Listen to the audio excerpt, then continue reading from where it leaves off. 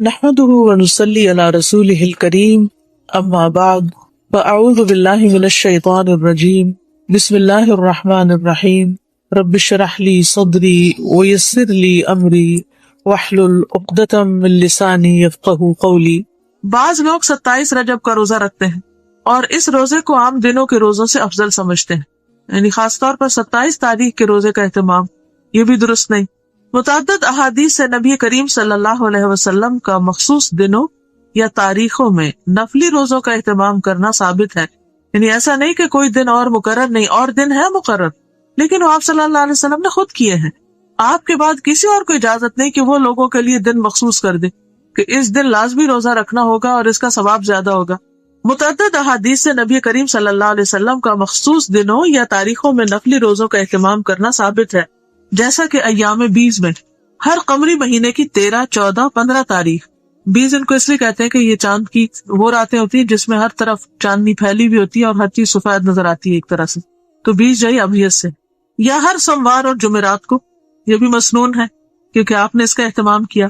ذوالحجہ کے ابتدائی عشرے میں پہلے 10 دن یعنی 9، 10 محرم کو ابتدائی عشرے میں، یعنی اس کا مطلب نہیں کہ 10 تاریخ تک، 10ویں تاریخ کو تو عید ہوتی ہے، یعنی 9 تاریخ تک مراد ہے، 9، 10 محرم کو، یا پھر کثرت سے ماہ شعبان میں، ان تمام کے بارے میں صحیح اور مستند احادیث ملتی ہیں، لیکن 27 رجب کے روزے کے بارے میں کوئی روایت نہیں ہے، لہٰذا اگر کوئی خصوصی طور پر اس دن کا روزہ رکھتا ہو تو اس کا روزہ تو ہو سکتا ہے، مگر یہ عمل مسنون نہیں ہوگا بلکہ بدعت شمار ہوگا۔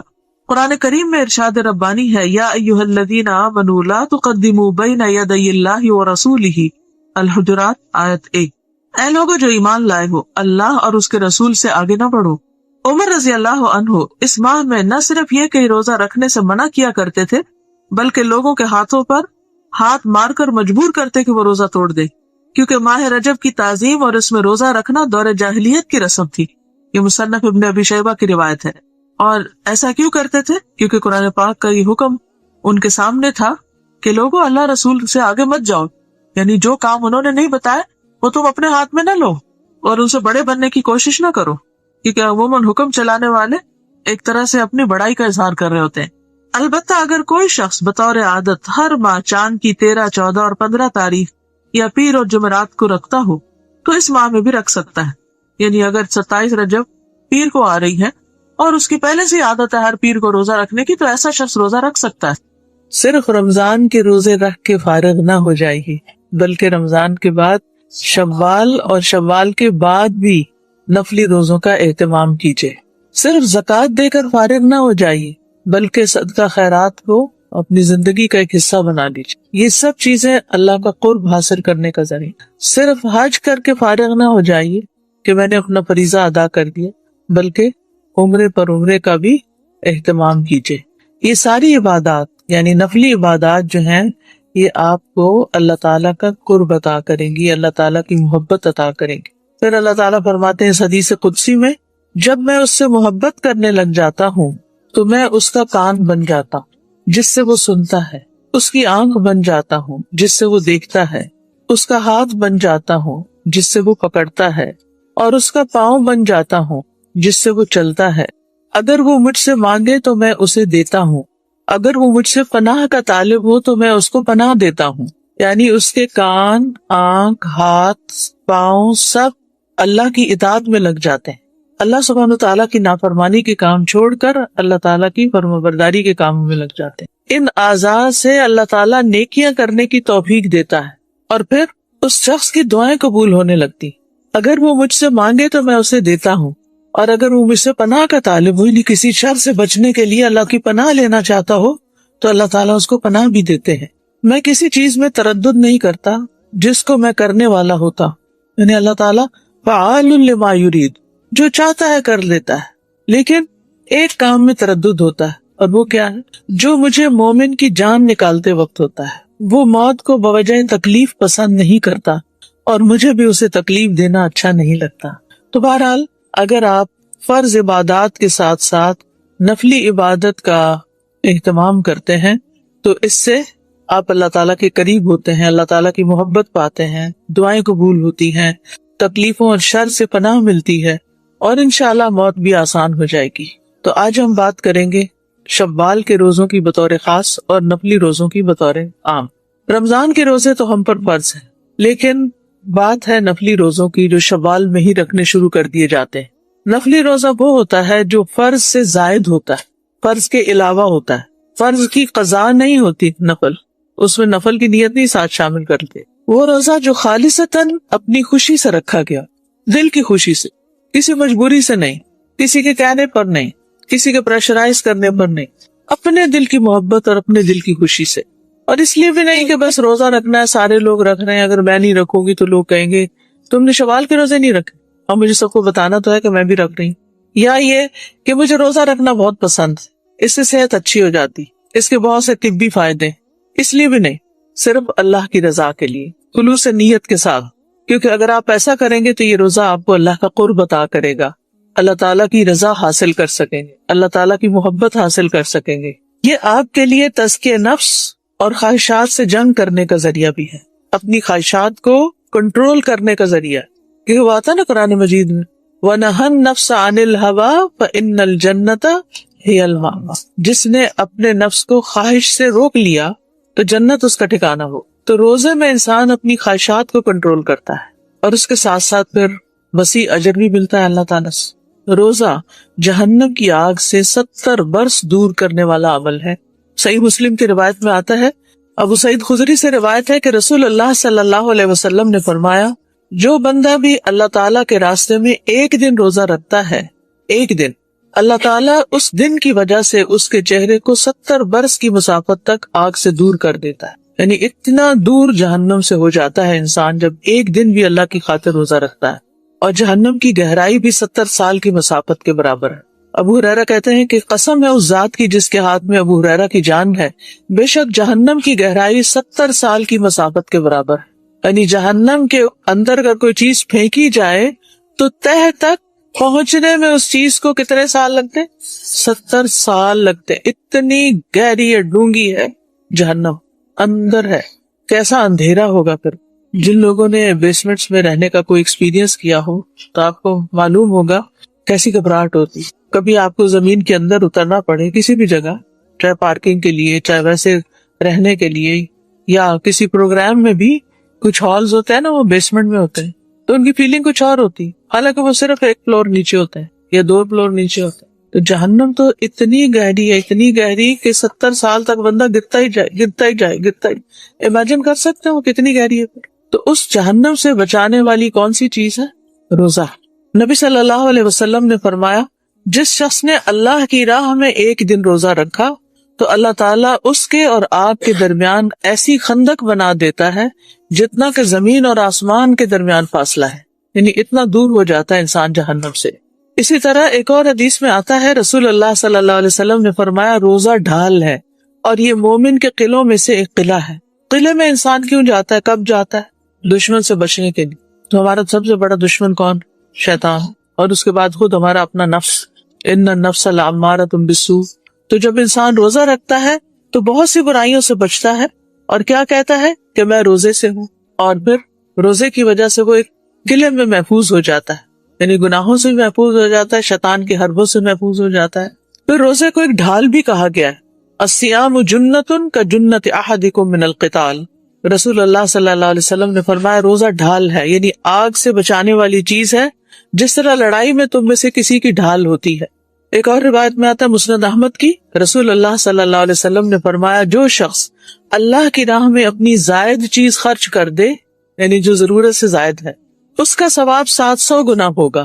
جو اپنی ذات اور اپنے اہل خانہ پر خرچ کرے، یا کسی بیمار کی عیادت کرے، یا کسی تکلیف دہ چیز کو راستے سے ہٹا دے، تو ہر نیکی کا بدلہ اس جیسی 10 نیکیاں ہوں گی۔ اور روزہ ڈھال ہے بشرطے کہ انسان اسے پھاڑ نہ دے۔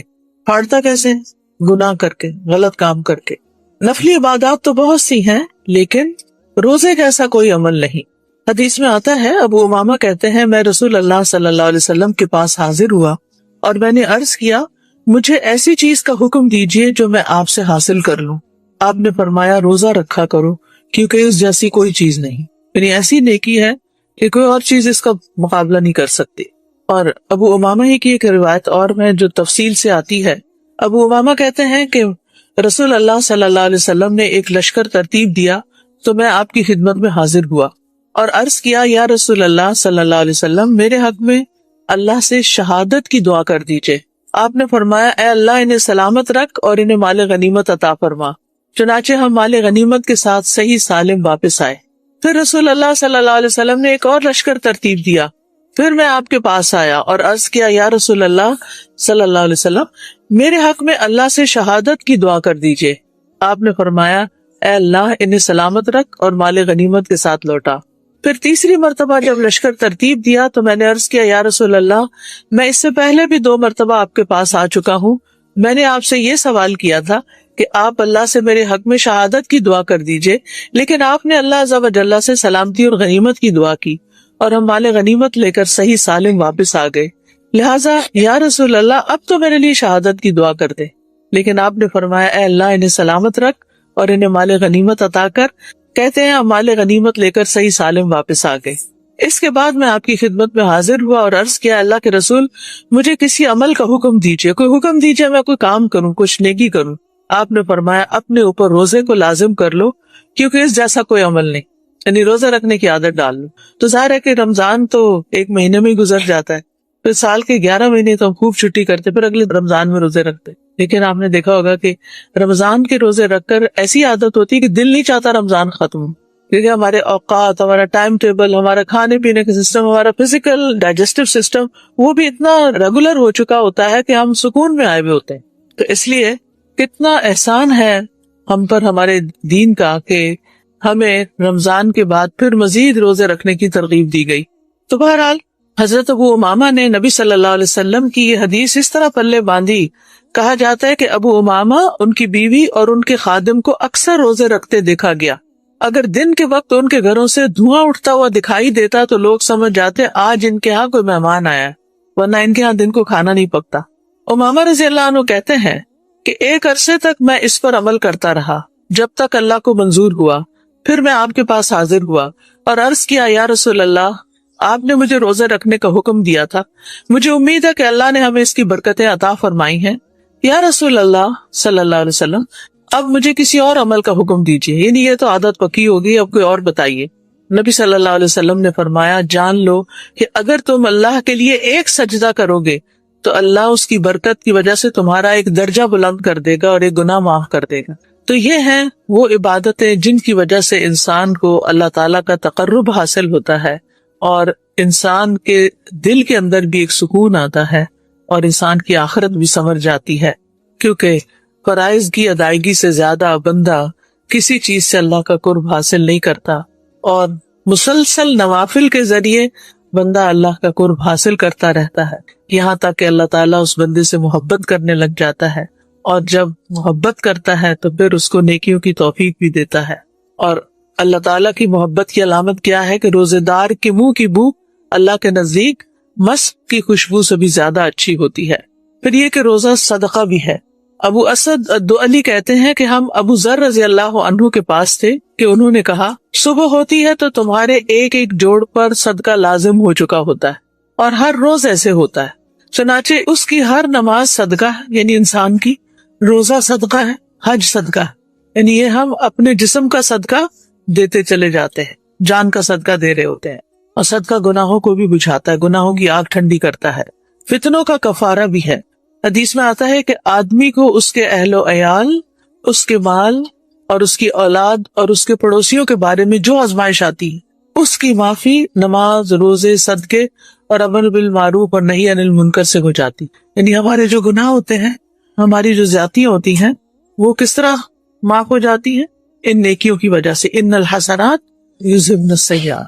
اسی طرح روزہ جو ہے وہ دعاؤں کی قبولیت کا ذریعہ ہے۔ رسول اللہ صلی اللہ علیہ وسلم نے فرمایا 3 آدمیوں کی دعا رد نہیں کی جاتی، ان میں سے ایک روزے دار کی، یہاں تک کہ وہ اس کو افطار کر لے، اور روزے دار کے لیے 2 خوشیاں بھی ہیں۔ کون کون سی؟ ایک تو جب وہ افطار کرتا ہے تو اس وقت خوش ہوتا ہے، ذهب الظمأ وابتلت العروق وثبت الاجر انشاءاللہ، اور دوسری جب وہ اپنے رب سے ملے گا تو اپنے روزے سے خوش ہوگا، کیونکہ روزے کی جزا کون دے گا؟ اللہ تعالیٰ۔ ہر نیکی کا بدلہ بتا دیا گیا ہے کہ ایک نیکی کا بدلہ 10 نیکی ہے، لیکن روزے کا بدلہ نہیں بتایا گیا۔ الصوم لی وَأَنَا أَجْزِي بِهِ، روزہ میرے لیے اور میں اس کا بدلہ دوں گا. وہ سرپرائز ہے. تو قیامت کے دن جب انسان اپنے روزے کا بدلہ دیکھے گا تو وہ خوش ہو جائے گا. اس سے بڑھ کر اور کیا چاہیے. اور پھر اگر کوئی شخص روزے کی حالت میں فوت ہو جائے، نبی صلی اللہ علیہ وسلم نے فرمایا جو شخص اللہ کی رضا کے لیے ایک دن روزہ رکھے اور اسی پر اس کا اختتام ہو جائے، یعنی روزے کی حالت میں ہی رخصت ہو جائے، تو وہ جنت میں داخل ہوگا، دخل الجنہ. پھر اسی طرح قبر میں روزہ مومن کی حفاظت کرتا ہے. یعنی میت کو جب قبر میں رکھ دیا جاتا ہے تو وہ دفنانے والوں کی واپسی کے جو قدم ہوتے ہیں ان کی آواز سنتے ہیں. اگر وہ مومن ہوتا ہے تو نماز اس کے سرانے ہو جاتی ہے، روزہ اس کی دائیں طرف ہوتا ہے، زکوٰۃ بائیں طرف ہو جاتی ہے، اور دیگر نیک کام، صدقہ خیرات اور لوگوں سے اچھائی یہ اس کے پاؤں کی طرف آ جاتے ہیں. تو جب اس کے سرہانے کی طرف سے آ جاتا ہے تو نماز کہتی ہے کہ میری طرف سے آنے کا کوئی راستہ نہیں. یعنی کوئی عذاب آتا ہے یا کوئی چیز آتی ہے تو نماز نہیں آنے دیتی. جب دائیں طرف سے کوئی چیز آتی ہے تو روزہ کہتا ہے میری طرف سے آنے کا راستہ نہیں، روزہ پروٹیکٹ کرتا ہے. بائیں طرف سے آتا ہے زکوٰۃ کہتی ہے میری طرف سے آنے کا بھی کوئی راستہ نہیں. اور اگر پاؤں کی طرف سے کوئی چیز آنا چاہتی ہے تو دیگر نیک اعمال، صدقہ، نماز، نیکی، لوگوں سے حسن سلوک، وہ کہتے ہیں کہ میری طرف سے بھی آنے کا کوئی راستہ نہیں. اور اس طرح انسان قبر میں بھی صحیح سلامت محفوظ ہوتا ہے. قیامت کے دن بھی روزہ سفارش کرے گا. کیا کہے گا روزہ؟ اے رب، میں نے دن کے وقت اسے کھانے اور خواہشات کی تکمیل سے روکے رکھا، اس کے بارے میں میری سفارش قبول فرمائی، یعنی اس کو بخش دیجیے اور اس کی سفارش قبول کر لی جائے گی. اسی طرح قرآن مجید بھی سفارش کرے گا. ابو امامہ جن کا ذکر پیچھے گزرا ہے، ان کی ایک اور روایت بھی ملتی ہے مسند احمد میں. وہ کہتے ہیں ایک مرتبہ میں آپ کی خدمت میں حاضر ہوا اور عرض کیا مجھے کسی عمل کا حکم دیجیے جو مجھے جنت میں داخل کرا دے. آپ نے فرمایا اپنے اوپر روزے کو لازم کر لو، کیونکہ روزے جیسا کوئی عمل نہیں. پھر میں دوبارہ آپ کی خدمت میں حاضر ہوا تو آپ نے فرمایا روزے کو ہی اپنے اوپر لازم کر لو، یعنی بار بار اسی کی تاکید کی. اور روزے داروں کے لیے جنت میں ایک مخصوص دروازہ ہوگا خاص، کیا نام ہے اس کا؟ ریان. اور جب آخری روزہ دار داخل ہو جائے گا تو اس دروازے کو بند کر دیا جائے گا. اور روزہ رکھنے والوں کے لیے جنت میں خوبصورت بالا خانے بھی ہیں. حدیث میں آتا ہے جنت میں ایک بالا خانہ، وہ اوپر کا مقام ایسا بھی ہے جس کا ظاہر اس کے باطن سے اور باطن ظاہر سے نظر آتا ہے، جیسے گلاس کے ونڈوز ہوتے ہیں. یہ اللہ نے اس شخص کے لیے تیار کیا ہے جو لوگوں کو کھانا کھلائے، نرمی سے بات کرے اور مسلسل روزے رکھے، اور اس وقت نماز پڑھے جب لوگ سو رہے ہیں. تو ان چیزوں کا ہمیں اہتمام کرنا چاہیے. صحابہ جو تھے وہ میدان جنگ میں بھی روزہ رکھ لیتے تھے. عبداللہ بن رواحہ جو تھے جب ان کی شہادت ہوئی تو وہ روزے سے تھے. غزوہ موتہ کے موقع پر زید بن حارثہ اور جعفر طیار جب شہادت پا چکے تو عبداللہ بن رواحہ کو فوج کا امیر مقرر کیا گیا. اس کی تاکید نبی صلی اللہ علیہ وسلم نے خود کی تھی. وہ روزے سے تھے، سورج غروب ہونے کے قریب تھا. سوچا افطار کر لوں تاکہ جسم میں کچھ طاقت آ جائے، پھر میدان جنگ میں اتروں گا. گوشت کا ایک ٹکڑا ان کے سامنے لایا گیا. انہوں نے روزہ افطار ہونے کے بعد گوشت کھانا چاہا لیکن مزہ نہ آیا. اور مزہ کیسے آتا؟ شہادت انہیں پکار رہی تھی. انہوں نے گوشت ایک طرف رکھ دیا، تلوار نیام سے نکالی، نیام کو توڑ ڈالا اور دشمن کی صفوں میں گھس گئے، شہادت پائی. پھر اسی طرح یہ کہ صحابہ سخت گرمی میں بھی روزے رکھتے تھے. ہم کہتے ہیں نا کہ جب سردی کا موسم ہوگا، ٹھنڈے روزے ہوں گے پھر رکھ لیں گے، لیکن صحابہ گرمی میں بھی رکھتے تھے. سیدنا ابو درداء کہتے ہیں سخت گرمی والے دن روزہ رکھو قیامت کے دن کی گرمی سے بچنے کے لیے. رات کے اندھیرے میں 2 رکعت نماز پڑھا کرو قبر کے اندھیرے میں روشنی کرنے کے لیے، کیونکہ یہ تو آگے پیش آنا ہی ہے نا، تو اس کی تیاری انہی عبادات کے ذریعے ہوگی. اور صحابہ خواہش رکھا کرتے تھے کہ انہیں گرمیوں کے روزے نصیب ہو. ہم تو کیلنڈر دیکھتے رہتے ہیں کہ اچھا جلدی سے رکھ لو شوال کے 6، کیونکہ 2 ہفتے بعد رکھے تو اور لمبا ہو جائے گا روزہ. عامر بن قیس رضی اللہ عنہ بصرہ سے شام کے علاقے میں آئے، سیریا میں. وہاں حضرت امیر معاویہ جو تھے وہ خلیفہ تھے، شام ان کا دارالخلافہ تھا. تو انہوں نے عامر بن قیس صحابی تھے رضی اللہ عنہ، ان سے پوچھا کہ کوئی آپ کی ضرورت ہو، کوئی حاجت ہو تو بتائیں. اور بار بار کہا تو ہر بار وہ کہتے کہ میری کوئی ضرورت نہیں ہے. جب انہوں نے بہت اصرار کیا حضرت معاویہ نے تو کہنے لگے میری حاجت یہ ہے کہ مجھ پر بصرہ کی گرمی لوٹا دو تاکہ روزہ مجھ پر سخت ہو جائے، کیونکہ تمہارے شہر میں روزہ بہت ہلکا ہے. یعنی روزے کا ایک مزہ بھی چکھوں. کیا ان کی تمنائیں تھی، کیا خواہشات تھی. اور ہم کیا سوچتے کہ اگر ہمارے پاس چوائس ہو تو جب گرمیاں یہاں ہوں اور آسٹریلیا میں سردیاں ہوتی ہیں، چلو بچے وہاں رہتے ہیں، وہاں چلے جاتے ہیں، روزے اچھے گزر جائیں گے. ہم ہمیشہ رخصتیں اور سہولتیں ڈھونڈتے رہتے ہیں. حضرت عائشہ رضی اللہ تعالیٰ عنہا بھی سخت گرمی میں نفلی روزہ رکھ لیتی تھی. حضرت عبداللہ بن عمر نفل روزہ رکھتے، بعض اوقات گرمی کی شدت کی وجہ سے بے ہوش ہو جاتے تھے لیکن روزہ افطار نہیں کرتے تھے. وہ کیوں گرمیوں کے روزے رکھتے تھے؟ کیونکہ وہ روزہ جتاتا ہے، محسوس کراتا ہے پیاس لگتی۔ آج کل کے روزے تو بہت اچھے تھے، آسان تھے، پتہ ہی نہیں چلا روزے گزر گئے، ایک دن بھی پیاس نہیں لگی، یا لگی تھوڑی بہت لگی، مشکل نہیں ہوئی۔ تو وہ اپنے نفس کو محسوس کرانا چاہتے تھے، اور یعنی انسان ان چیزوں سے اپنے نفس کو توڑتا ہے، نفس قابو میں آتا ہے، نفس کنٹرول ہوتا ہے۔ اور صرف یہ نہیں کہ بڑے بڑے صحابہ ہی روزے رکھتے تھے، عوام بھی رکھتے تھے۔ عبداللہ بن عمر اپنے ساتھیوں کے ساتھ ایک سفر پر نکلے تو راستے میں ان کے لیے دسترخوان بچھایا گیا، پاس سے ایک چرواہا گزرا، سیدنا عبداللہ بن عمر نے اسے بلایا تاکہ وہ بھی ان کے ساتھ کھانے میں شریک ہو جائے۔ چرواہے نے کہا میرا روزہ ہے۔ سیدنا ابن عمر نے تعجب سے کہا اتنی سخت گرمی میں اور ان دشوار گزار گھاٹیوں میں، یعنی تم ان پتھروں کے اوپر بکریوں کے پیچھے بھاگ رہے ہو اور روزہ رکھ کے؟ اس نے کہا میں ان گزرنے والے دنوں میں جلدی کر رہا ہوں، زندگی گزرتی جا رہی ہے اور میں نیکی کمانے میں جلدی کر رہا ہوں کہ مجھے زیادہ نیکی مل جائے تھوڑے وقت میں۔ مومن کے لیے زندگی صرف دنیا کی زندگی نہیں، اس کی اصل زندگی تو آخرت میں شروع ہونے والی ہے، جو کبھی بھی ختم نہیں ہوگی۔ وَإِنَّ الدَّارَ الْآخِرَةَ لَهِيَ الْحَيَوَانُ۔ مجھے خواتین کے موضوع پر بات کرنے کی دعوت دی گئی ہے، پروگریسو وومن کے موضوع پر، تو انشاءاللہ میں قرآن و سنت کی روشنی میں کچھ چیزیں آپ کی خدمت میں عرض کروں گی۔ سب سے پہلی بات یہ کہ اللہ سبحانہ تعالیٰ نے پورا قرآن جو ہے وہ مردوں اور عورتوں سب کے لیے اتارا ہے۔ یہ صرف مردوں کی کتاب نہیں ہے، اس میں عورتیں ایکولی مخاطب ہیں، لیکن کچھ مقامات قرآن مجید کے ایسے ہیں کہ جہاں پر عورتوں کا الگ ذکر بھی کیا گیا ہے، مردوں کے ساتھ ساتھ عورتوں کا نام بھی لیا گیا ہے، جیسے سورۃ الاحزاب کی آیت نمبر 35 ہے، جس میں اللہ تعالیٰ فرماتے ہیں ان المسلمین والمسلمات والمؤمنین والمؤمنات والقانتین والقانتات والصادقین والصادقات والصابرین والصابرات والخاشعین والخاشعات والمتصدقین والمتصدقات والصائمین والصائمات والحافظین فروجهم والحافظات والذاکرین اللہ کثیرا والذاکرات اعد اللہ لهم مغفرۃ واجرا عظیما۔ بے شک مسلمان مرد اور مسلمان عورتیں، مومن مرد اور مومن عورتیں، فرما بردار مرد، فرما بردار عورتیں، سچے مرد اور سچی عورتیں، صبر کرنے والے مرد اور صبر کرنے والی عورتیں، عاجزی کرنے والے مرد اور عاجزی کرنے والی عورتیں، صدقہ دینے والے مرد اور صدقہ دینے والی عورتیں، روزہ رکھنے والے مرد اور روزہ رکھنے والی عورتیں، اپنی شرمگاہوں کی حفاظت کرنے والے مرد اور اپنی شرمگاہوں کی حفاظت کرنے والی عورتیں، اور اللہ کا بہت ذکر کرنے والے مرد اور ذکر کرنے والی عورتیں، ان کے لیے اللہ نے بہت بڑی بخشش اور بہت بڑا اجر تیار کر رکھا ہے۔ تو اس سے یہ پتہ چلتا ہے کہ مردوں کے ساتھ ساتھ عورتوں کا بھی خاص ذکر اور ان کی صفات کا ذکر قرآن مجید میں کیا گیا ہے۔ ویسے بھی اللہ سبحانہ وتعالیٰ دوسرے مقامات پر بھی اس کا ذکر کرتے ہیں کہ کوئی بھی جو تم میں سے اچھا عمل کرے گا، خواہ مرد ہو یا عورت ہو، اس کو ہم دنیا میں بھی ضرور اچھی زندگی بسر کروائیں گے۔ یعنی انسان کی نیکی کا اجر اس کو صرف آخرت میں ملنے والا نہیں، اس دنیا میں بھی اس کو اجر ملتا ہے۔ فَلَنُحْيِيَنَّهُ حَيَاةً طَيِّبَةً کا ذکر آتا ہے۔ لیکن یہاں پر ہم جو کوالٹیز دیکھتے ہیں کہ جو ایک مسلمان عورت کے اندر ہونی چاہیے اور جو اس کی نجات کے لیے اور دنیا میں بھی اس کے آگے بڑھنے کے لیے بہت ضروری ہیں، ان میں اطاعت اور فرما برداری، ایمان، عاجزی، سچائی، صبر، خشوع، صدقہ دینا، روزہ رکھنا، حیا کی حفاظت کرنا اور اللہ کا کثرت سے ذکر کرنا۔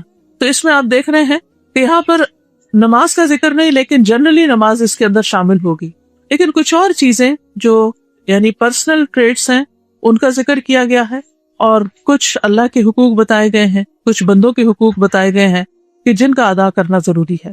تو سورۃ الاحزاب کی یہ آیت 35 جو ہے، اس کی روشنی میں ہر خاتون کو اپنا جائزہ لینا چاہیے کہ جن لوگوں کے لیے اللہ تعالیٰ نے بخشش اور بہت بڑے اجر کا وعدہ کیا ہے، کیا یہ کوالٹیز میرے اندر موجود ہیں یا نہیں ہے۔ ان میں سب سے پہلی چیز جس کا ہمیں اہتمام کرنا چاہیے وہ ہے ہمارا ایمان، یعنی کسی بھی قیمت پر ہمارا ایمان جو ہے وہ کم نہ ہو، اور اس ایمان میں سب سے بڑھ کر ہمارا اللہ سبحانہ تعالیٰ سے ایک مضبوط تعلق ہونا چاہیے، کیونکہ اللہ سبحانہ تعالیٰ ایک ایسی ہستی ہے کہ هو الاول والآخر والظاہر والباطن، اور سب کچھ جاننے والا، ہم سب کو پیدا کرنے والا، ہم سب کو رزق دینے والا، ہم سب کو دنیا میں بے شمار نعمتیں دینے والا، اور جس کی طرف ہمیں واپس جانا ہے، یعنی جس سے جا کر ہمیں ملاقات کرنی ہے اور جس کے ہاتھ میں ہماری آخرت کی کامیابی ہے، سب سے پہلے کرنے والا کام یہ ہے کہ ہم اس سے اپنے تعلق کو مضبوط کریں، اس کی پہچان کریں، کیونکہ جب تک کوئی اپنے محسن، اپنے خالق کو نہیں جانتا، اس کا شکر ادا نہیں کرتا، وہ آگے نہیں بڑھتا. کیونکہ شکر ادا کرنے والوں کے لیے اللہ سبحانہ وتعالیٰ نے وعدہ کر رکھا ہے لَإِن شَكَرْتُمْ لَأَزِيدَنَّكُمْ، کہ اگر تم نے شکر ادا کیا تو میں تمہیں اور زیادہ عطا کروں گا، یعنی نعمتیں اور بھی دوں گا، دنیا میں بھی ملیں گی، آخرت میں بھی ملیں گی. تو اللہ سبحانہ وتعالیٰ ہی نے تو چونکہ سب کچھ ہمیں دیا ہے، اس لیے اس کو بھول کر ہم کہیں بھی ترقی نہیں کر سکتے. ایک شخص جو اللہ تعالیٰ کو نہیں مانتا، جو آخرت کو نہیں مانتا، اس کے لیے سب کچھ یہ دنیا ہی ہے. لیکن بحیثیت ایک مسلمان کے جب ہم یہ دعویٰ کر لیتے ہیں کہ اللہ ہم تجھ پر ایمان رکھتے ہیں، ہم آخرت کو مانتے ہیں، فرشتوں کو مانتے ہیں، کتابوں کو مانتے ہیں، تو اس کے بعد ہمارے اوپر کچھ ذمہ داریاں آ جاتی ہیں. اور وہ کیا ہے کہ ہم اپنے اس دعوے کو سچا کریں کہ واقعی ہم اللہ کو مانتے ہیں. اور کیا مانتے ہیں؟ اللہ کو سب سے بڑا مانتے ہیں. جیسے نماز میں ہم ہر سٹیپ پر کیا کہتے ہیں؟ اللہ اکبر، اللہ اکبر، اللہ اکبر، اللہ سب سے بڑا ہے، اللہ سب سے بڑا. تو ہمیں اپنے آپ سے سوال کرنا چاہیے کہ کیا میری زندگی میں واقعی اللہ سب سے بڑا؟ اگر وہ سب سے بڑا ہے تو اس کا حکم بھی سب سے بڑا، اس کی کتاب بھی سب سے بڑی، اس کی ہر بات بھی سب سے بڑی ہے. لہٰذا کچھ بھی ہو جائے، میں دنیا میں کسی بھی مقام پہ پہنچ جاؤں، کچھ بھی کروں، لیکن میری زندگی میں میرا رب سب سے بڑا ہو اور میرا تعلق اس سے سب سے زیادہ مضبوط ہو. جب وہ مجھے اپنی عبادت کے لیے بلائے تو میں حاضر ہو جاؤں، اور جب وہ مجھے بندوں کی خدمت کے لیے کہے تو میں بندوں کی خدمت کے لیے حاضر ہو جاؤں. جیسے ایک جگہ پر آتا ہے کہ اللہ سبحانہ وتعالیٰ قیامت کے دن فرمائیں گے اے ابن آدم، میں بھوکا تھا، تو نے مجھے کھانا نہیں کھلایا. تو بندہ کہے گا کہ یا رب، آپ تو سب کو کھلانے والے ہیں. تو اللہ تعالیٰ فرمائے گا کہ میرا فلاں بندہ بھوکا تھا، اگر تم اس کو کھلاتے تو مجھے وہاں پاتے. میں بیمار تھا، تم نے میری عادت نہیں کی. تو بندہ کہے گا کہ یا رب، تو سب کو شفا دینے والا ہے، تو کیسے بیمار تھا؟ تو اللہ تعالیٰ فرمائے گا میرا فلاں بندہ بیمار تھا، اگر تم اس کی عادت کرتے تو مجھے وہاں پاتے. تو اللہ کی جو معرفت ہے، یا اللہ تعالیٰ کی جو پہچان ہے، یا اللہ تعالیٰ کی جو عبادت ہے، وہ صرف نماز کے ذریعے نہیں ہوتی. اللہ تعالیٰ کے ہر حکم کو ماننا ہی عبادت ہے. جو اطاعت ہے وہی دراصل عبادت ہے، کیونکہ اللہ تعالیٰ نے ہمیں اپنی عبادت کے لیے پیدا کیا. اللہ تعالیٰ ہم سے چاہتا یہ ہے کہ ہم اس دنیا میں رہتے ہوئے ایسی زندگی بسر کریں کہ جو اس کو راضی کر سکے، اس کو خوش کر سکے. ایک انسان کی ترقی کا اسی پر دار و مدار ہے. جب ہم پروگریسو ہونے کی بات کرتے ہیں تو اس کو صرف مانیٹری سینس میں نہیں لینا چاہیے، اس میں ہماری روحانی ترقی بھی ہے، اس میں ہماری علمی ترقی بھی ہے، اس میں ہماری دنیا کے معاملات میں بھی آگے بڑھنا ہے. تو ایک شخص اگر دنیا کے معاملات میں بہت آگے ہو، بہت پیسے کمانے والا ہو، آپ ایک بہت اچھی جاب کرنے والے ہو، آپ ایک بہت اچھا بزنس رن کرنے والے ہو، لیکن آپ کا یہ سب کچھ جو آگے بڑھنا ہے وہ اس وقت بالکل بیکار ہو جاتا ہے جب انسان کے اندر روحانی ترقی نہیں ہوتی، جب اندر اور باہر کا بیلنس نہیں ہوتا. صرف انسان کے پاس بہت کچھ ہے لیکن اس کا اندر خالی ہے، اس کا اندر کھوکھلا ہے، اس کے اندر ایک وحشت ہے، اس کے اندر ایک اداسی ہے، اس کے اندر ایک ڈپریشن ہے. تو یہ ترقی انسان کو کیا فائدہ دے گی کہ انسان سب کے سامنے بہت خوش نظر آ رہا ہے، ہنستا مسکراتا، اچھا لباس پہنا ہوا ہے، قیمتی زیور پہنا ہوا ہے، لیکن اندر سے کھوکھلا ہے، تنہائی اس کی روتے ہوئے گزرتی ہے. تو یہ زندگی کوئی کامیاب زندگی نہیں ہوا کرتی. کامیابی کے لیے ضروری ہے کہ آپ باہر سے بھی صحت مند اور کام کرنے والے ہوں، آگے بڑھنے والے ہوں، دنیا میں آپ کا ایک رول ہو، دنیا میں آپ کے آنے سے کوئی تبدیلی آئے. You should make a difference. آپ کی لائف ایک گائے بھینس والی لائف نہ ہو کہ وہ آئی اور اس نے دودھ دیا اور بچے پیدا کیا اور گھاس کھایا اور پھر ختم ہو گئی. نہیں، ہماری زندگی، انسان کی زندگی، ایک عورت کی زندگی اس سے آگے بڑھ کر ہونی چاہیے. اللہ سبحانہ تعالیٰ نے ہمیں انٹلیکٹ سے نوازا ہے، ہمیں عقل سے، سننے دیکھنے کی فیکلٹی سے نوازا ہے، سوچ سمجھ سے نوازا ہے. تو ہمارا سفر صرف مادی زندگی کا ہی نہیں ہونا چاہیے، اس کا جو روحانی فیکٹر ہے اور اس کا جو انسانی فیکٹر ہے وہ بھی بہت مضبوط ہونا چاہیے. 3 چیزوں پر ہمیں کام کرنے کی ضرورت ہے بیسیکلی. ایک اپنی ذات پر کہ اس کو ہر اعتبار سے آگے بڑھائیں، علم کے ساتھ بھی، ایموشنلی بھی ہم اسٹرانگ ہوں. پھر اس کے علاوہ ہم کچھ کام کرنے والے ہوں، ہمارے اندر کچھ سکلز ہوں، ہم دوسروں کو فائدہ پہنچانے والے ہوں. اس کے علاوہ اسپرچولی بھی ہم اسٹرانگ ہوں. پھر اس کے علاوہ یہ ہے کہ انٹلیکچولی بھی آگے بڑھنے والے ہوں. پھر اسی طرح فزیکلی بھی اسٹرانگ ہو، کیونکہ ایک حدیث میں آتا ہے کہ المؤمن القوی خیر واحب الی اللہ من المؤمن الضعیف، کہ وہ مومن جو قوی ہوتا ہے، وہ مومن جو مضبوط ہوتا ہے، وہ اللہ کو زیادہ پسند اور محبوب ہوتا ہے ایک ضعیف مومن کی نسبت. یعنی اللہ تعالیٰ کے پسندیدہ بندے جو ہیں وہ اپنے ایمان میں بھی قوی ہوتے ہیں، اپنے سکلز میں بھی آگے ہوتے ہیں، اپنے علم میں بھی آگے بڑھتے رہتے ہیں، وہ اپنے جسمانی قوت کے اعتبار سے بھی بہتر ہوتے ہیں. تو اس لیے سب سے پہلے ہمیں اپنے آپ پر ورک کرنے کی ضرورت ہے، یعنی اپنی پرسنل گرومنگ ہر اعتبار سے، یعنی علم کے اعتبار سے بھی، قوت کے اعتبار سے بھی، ایموشنز کے اعتبار سے بھی، اور اسپرچل اسٹڈیز کے اعتبار سے بھی، یعنی ہماری روح جو ہے وہ بھی بہت اسٹرانگ ہو. دوسری چیز یہ ہے کہ ہمارا تعلق ہمارے رب کے ساتھ بہت مضبوط ہو.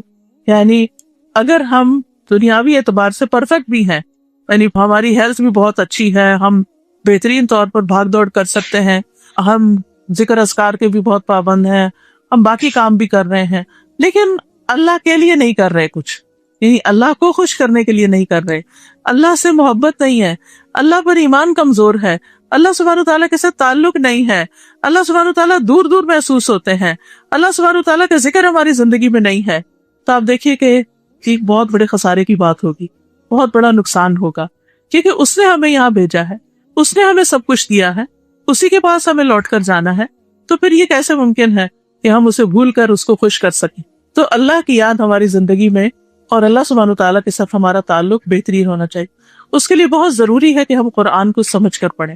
ہم دنیا کی بڑی سے بڑی ڈگری بھی لے لیں تو جب تک ہمیں وہ علم نہیں ملتا جس کا سورس وحی الہی ہے. آپ دیکھیے کہ دو طرح کے علم ہوتے ہیں نا، ایک وہ علم ہے جس کا سورس دنیا ہے، یعنی تحقیق کے نتیجے میں، تجربات کے نتیجے میں، اپنی مینٹل ایکسرسائز کے نتیجے میں بہت سی چیزیں انسانوں نے بنائی، ایجاد کی، بہت سے علوم سامنے آئے، نہیں مادی علوم کی بات کر رہی ہوں، بہت اچھی بات ہے، انسانوں کو پڑھنا چاہیے. لیکن یہ صرف تصویر کا ایک رخ ہے.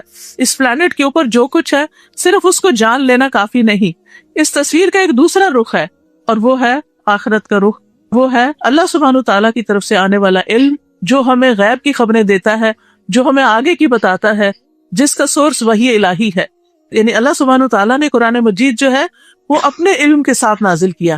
تو اگر ہمیں صرف دنیا ہی دنیا کا علم ہے اور آخرت کا علم نہیں، اگر ہمارے علم کا سورس صرف انسان ہے کہ انسانوں نے جو کتابیں لکھی یا انہوں نے جو تحقیقات ریسرچز کی، صرف وہ اگر ہمارے علم کا سورس ہے اور ہمارا علم اس سے آگے نہیں جا رہا، یعنی جیسے پروفٹس جو کچھ لے کر آئے ہیں، محمد صلی اللہ علیہ وسلم کے پاس جبریل امین آتے تھے جو مخلوقات میں سے ایک بہت بڑی مخلوق ہے. جب نبی صلی اللہ علیہ وسلم نے پہلی دفعہ ان کو دیکھا تھا تو ان کے 600 پر تھے اور پورے افق پر چھائے ہوئے تھے.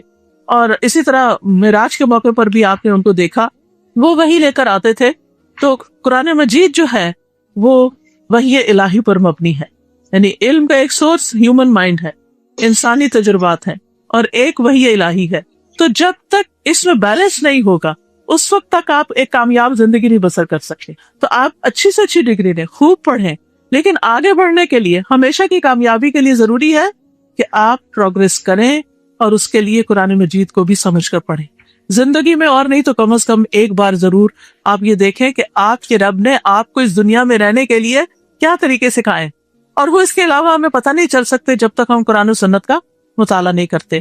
تو اپنے رب سے تعلق مضبوط کرنے کے لیے رب کی کتاب کو پڑھنا بے حد ضروری ہے، دین کو سمجھنا ضروری ہے، اور اس کو ہم اپنے ایک ٹائم ٹیبل کے اندر شامل کر سکتے ہیں اور چھوٹی چھوٹی باتیں سیکھ کر اپنے اخلاق میں، اپنے کردار میں، اپنے روزمرہ کے زندگی کے اندر لا سکتے ہیں. تیسری چیز جس پر آپ کو ورک کرنا ہے وہ آپ کے ریلیشن شپس ہیں، اپنے رشتہ داروں کے ساتھ، اپنے گھر والوں کے ساتھ، اپنے نیبرز کے ساتھ، انسانوں کے ساتھ، مسلمز کے ساتھ، نان مسلم کے ساتھ، دنیا میں جتنے بھی لوگ پائے جاتے ہیں. اب آپ دیکھیں اب تو دنیا ایک گلوبل ولیج بن چکی ہے، ہر طرف سے انٹریکشن ہو رہی ہے، مختلف طرح سے ان لوگوں کو ایکسپوجر ہو گیا، ہر چیز آپ کے ہاتھوں میں، پامز میں موجود ہے. جس چیز کے بارے میں آپ نکال کے پڑھنا چاہیں آپ ریسرچ کر کے پڑھ سکتے ہیں، جان سکتے ہیں. تو ایسے میں ان سب کے ساتھ ہمارا رویہ کیسے ہونا چاہیے، جنگ میں کیا ہو، امن میں کیا ہو، زندگی میں کیا ہوگا، اس کے بعد کیا ہوگا، یہ سب کچھ ڈیپینڈ کرتا ہے کہ آپ دوسرے انسانوں کے ساتھ کس طرح زندگی بسر کریں. قرآن مجید میں سب سے پہلا حق ہمیں جو بتایا گیا انسانوں میں سے، اللہ سبحانہ تعالیٰ نے اپنے حق کے بعد وہ کس کا ہے؟ والدین کا. لیکن اکثر والدین جن سے میں ملتی ہوں وہ اپنے بچوں کی طرف سے ہی سب سے زیادہ پریشان ہوتے ہیں. بچے بات نہیں سنتے، بچے شاؤٹ کرتے ہیں، بچے روڈنس اختیار کرتے ہیں، بچے پوچھتے نہیں ہیں. آج ہی صبح مجھے کسی نے بتایا کہ ان کی کسی سے بات ہو رہی تھی کہ ان کے فادر جو ہیں وہ کسی الیکشن میں کامیاب ہوئے تو ان کا بیٹا پرائیویٹ جیٹ لے کر ایک دن کے لیے فادر کو ملنے کے لیے آیا، لیکن दोस्तों के साथ घूमता रहा, माँ को नहीं पूछा। तो वो बेचारी रो रही थी, चीख रही थी, चिल्ला रही थी कि मेरे बेटे ने मुझे नहीं पूछा, क्योंकि एक ही इकलौता बेटा है उनका। तो मैं ये सोच रही थी कि चाहे इंसान के पास जिंदगी की सारी नेमतें भी हों, लेकिन अगर औलाद की खुशियां वो नहीं देख सकता, औलाद उसके साथ अच्छे से बात नहीं करती, औलाद की मोहब्बत उसको नहीं मिलती, तो उसकी जिंदगी में एक बहुत बड़ा खला होता है। अगर नॉन मुस्लिम भी हो पेरेंट्स, अगर वो प्रैक्टिसिंग नहीं भी, फिर भी उनके साथ अच्छा सलूक करने की जरूरत है। अगर वो हमारे साथ ज्यादती भी करे, फिर भी उनके साथ एहसान का बर्ताव करने की जरूरत है। तो एक मुसलमान लड़की, एक कामयाब लड़की, आप देखिए अब माँ की दुआओं के बगैर कैसे कामयाब हो सकती। अगर वक्ती तौर पर आप आगे बढ़ते भी जा रहे हैं तो कहीं से भी स्लिप हो सकते हैं, कहीं से भी गिर सकते हैं। तो माओ की जो दुआएं होती हैं वो जब दिल से निकलती हैं तो वो आपके लिए एक सहारा बनती हैं, आपके लिए एक प्रोटेक्शन का बायस बनती हैं। यानी अल्लाह सुब्हानहू तआला की तरफ से आपके लिए खैर और भलाई आती है। तो इसलिए बहुत जरूरी है कि as a young Muslim girl आपके अपने रिलेशनशिप अपने पेरेंट्स के साथ बहुत अच्छे होने चाहिए, और अगर अच्छे नहीं तो तरीका सीखना चाहिए, उन लोगों से मदद लेनी चाहिए कि हम किस तरह उनके साथ अच्छी तरह पेश आएं और किस तरह उनके साथ अच्छा सलूक करें। उसके बाद आप में से जो लोग शादीशुदा हैं और उनके यानी स्पाउसेस हैं, तो एक औरत के लिए एक घर को जन्नत बनाने के लिए बहुत जरूरी है कि उसका ताल्लुक अपने शौहर के साथ बहुत अच्छा हो। आप एक कंप्लीट परफेक्ट एक प्रोफेशनल वुमन हो सकती हैं, लेकिन अगर आपका घर आपके लिए जहन्नम बना हुआ है, आपको शौहर की मोहब्बत हासिल नहीं, आपको अपने बच्चों की तरफ से सुकून नहीं, तो सिर्फ प्रोफेशनल लाइफ आपको सुकून नहीं दे सकती। इसलिए बहुत जरूरी है कि बैलेंस रख कर आगे बढ़ा जाए। मुझे अभी आपकी एक टीचर जो है उनकी बात बहुत अच्छी लगी कि वो काम भी करती हैं लेकिन अपने बच्चों और घर बार को भी देखती हैं। तो बहुत जरूरी है कि हम अपने घर और बाहर की जिंदगी में एक बैलेंस रखें। फिर शादी के बाद आप देखिए कि अपने पेरेंट्स तो दूर हो जाते हैं, लेकिन फिर कौन पेरेंट्स होते हैं, इन लॉज पेरेंट्स बनते हैं। उन पेरेंट्स के साथ भी अच्छा सलूक करने की जरूरत है, उनके साथ भी बना के रखने की जरूरत है। फिर इसी तरह जो एक्सटेंडेड फैमिली है, अपने बहन भाइयों के साथ, नबी सल्लल्लाहु अलैहि वसल्लम ने फरमाया कि जो शख्स ये चाहता है कि उसकी उम्र में बरकत दी जाए और उसके रिस्क में बरकत दी जाए, और ये दो चीजें हम सबको बहुत पसंद है कि हमारी उम्र लंबी हो और हमारे पास ढेर सारा माल हो, फरमाया वो अपने रिश्तेदारों से अच्छा सलूक करे, अपने रिलेशनशिप्स अच्छे रखें। और ये बहुत जरूरी है कि हम अपने रिलेशनशिप्स बेहतर बनाएं, और ये मुमकिन नहीं जब तक के वो हमसे अच्छा ना भी करे फिर भी हम अच्छे करते हैं। और इसके लिए सब्र करने की जरूरत होती है और अपनी जिंदगी से जल्दबाजी निकाल दें, क्योंकि बाज़ औक़ात हम एकदम जजमेंटल हो जाते हैं, एकदम जवाब दे जाते हैं, एकदम गुस्से में आ जाते हैं, एकदम बात को वापस मुंह पे पलट देते हैं। इससे रिलेशनशिप खराब होते हैं। तो बहुत जरूरी है कि हम अच्छे रिलेशनशिप के लिए उनके साथ सब्र के साथ जिंदगी बसर करें। एक शख्स आया कहने लगा, अल्लाह के रसूल सल्लल्लाहु अलैहि वसल्लम, मैं अपने रिश्तेदारों के साथ बहुत अच्छा करता हूँ लेकिन वो अच्छा नहीं करते। आपने फरमाया कि जब तक तुम उनके साथ अच्छा करते हो तो तुम ऐसे ही गोया तुम उनके मुंह पे खाक फेंक रहे, उनके मुंह में गर्म राख डाल रहे हो, और अल्लाह की तरफ से तुम्हारा एक मददगार होगा। फिर इसी तरह यह है कि इंसानियत की ओवरऑल यानी रिश्तेदारों के बाद, खानदान के बाद, इंसानियत की भलाई के लिए जरूर कुछ काम करें।